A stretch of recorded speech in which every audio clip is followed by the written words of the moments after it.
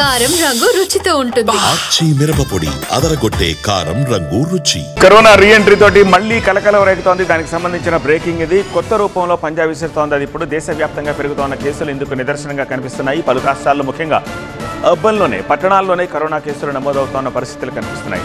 2 కొత్త వేరియంట్లలో కరోనా ప్రభావం చూపిస్తున్నట్టుగా ఇండియన్ జీనోమిక్స్ కన్సార్టియం నిపుణులు గుర్తించారు.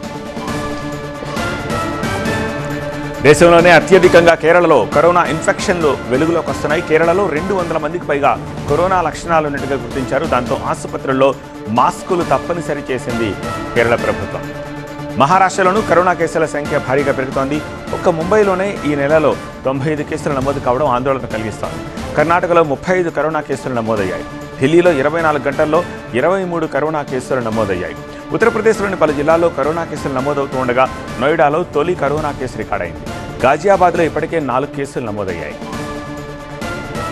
ఇక తెలుగు రాష్ట్రాల్లోనూ మళ్లీ కరోనా కలవరం మొదలైంది. తెలంగాణలో తొలి కరోనా కేసు నమోదైంది. కూకట్పల్లిలో ఒక డాక్టర్కు కరోనా పాజిటివ్ అని తేలింది. బాధితుల్లో జలుబు, దగ్గు, జ్వరం లాంటి లక్షణాలను గుర్తించారు. అప్రమత్తమైన తెలంగాణ ప్రభుత్వము గాంధీ ఆసుపత్రిలో 25 పడకల వార్డుని సిద్ధం చేసింది. ఏపీని కూడా కరోనా కేసులు టెన్షన్ పెడుతున్నాయి. విశాఖలో 2 కరోనా కేసులు, కడపలో 2 కేసులు నమోదవడంతో ఆందోళన వ్యక్తమవుతోంది. అలర్ట్ అయిన వైద్య ఆరోగ్య శాఖ అధికారులు విశాఖ జీజీహెచ్లో కరోనా ప్రత్యేక వార్డు ఏర్పాటు చేశారు. ఇక దేశంలో కరోనా కేసులు పెరుగుతుండటంతో అన్ని రాష్ట్రాలను కేంద్రం అలర్ట్ చేసింది. ముందు జాగ్రత్తగా ఆసుపత్రులు సిద్ధం చేయాలని ఆదేశించింది. అయితే ఆయా రాష్ట్రాల్లోని కరోనా బాధితులకు కేవలం స్వల్ప లక్షణాలు మాత్రమే ఉన్నాయని కేంద్ర ఆరోగ్య శాఖ ప్రకటించింది.